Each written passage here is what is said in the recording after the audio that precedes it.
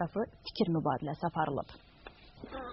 Tədbir iştirakçıları öncə Fəxri Xiyabanda Ulu Öndər Heydər Əliyevin məzarını ziyarət etdilər, abidəsi önünə kiril qoydular. Konferans iştirakçıları həmçinin görkəmli oftalmoloq alim akademik Zərifə xanım Əliyevanın da xatirəsinə hörmət və ehtiramlarını bildirdilər.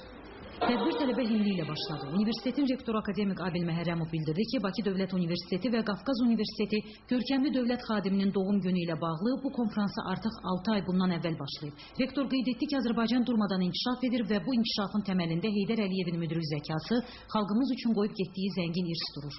O, Prezident İlham Əliyevin bu tükənməz irsin qorunmasına və inkişafın göstərdiyi diqqətdən də danışdı.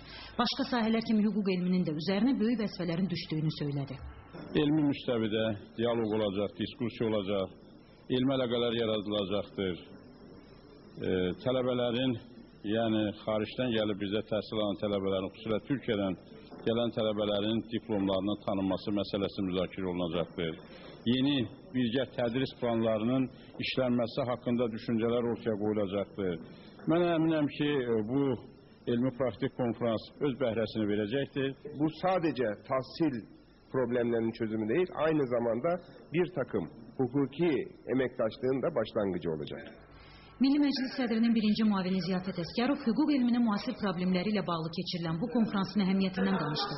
Təhsil Nazirinin müavini İradə Hüseynova, Konstitusiya Məhkəməsinin sədri Fərhad Abdullayev, Ombudsman Elmira Süleymanova, Mərkəzi Seçki Komissiyasının sədri Məzahir Pənahov, Türkiyənin Azərbaycandakı səfiri Hulusi Qılıç təbrik nitqi ilə çıxış edərək Ulu Öndərin Azərbaycanda elmin, təhsilin inkişafına göstərdiyi diqqət və qayğının bəhrələrini verdiyini, hüquq elminin dünya elminin inteqrasiyasında möhkəm bazanın yarandığını bildirdilər. Rusiya Federasiyası, Gürcüstan, Türkiyədən gələn alimlər də Heydər Əliyevin Azərbaycanda hüquqi dövlət quruculuğu sayəsində həyata keçirdiyi islahatların bugün səmərəli nəticələr verdiyini, dünya birliyində Azərbaycanın hüquqi dünyada bir dövlət kimi tanındığını qeyd etdilər. 3 gün davam edəcək konferansda müxtəlif bölmələr üzrə mühazirələr dinləniləcək, ətraflı fikir mübadiləsi aparılacaq. Nailə Babayeva, Sakit Ocaqlı, Tofiq Ağayev, xəbərlər.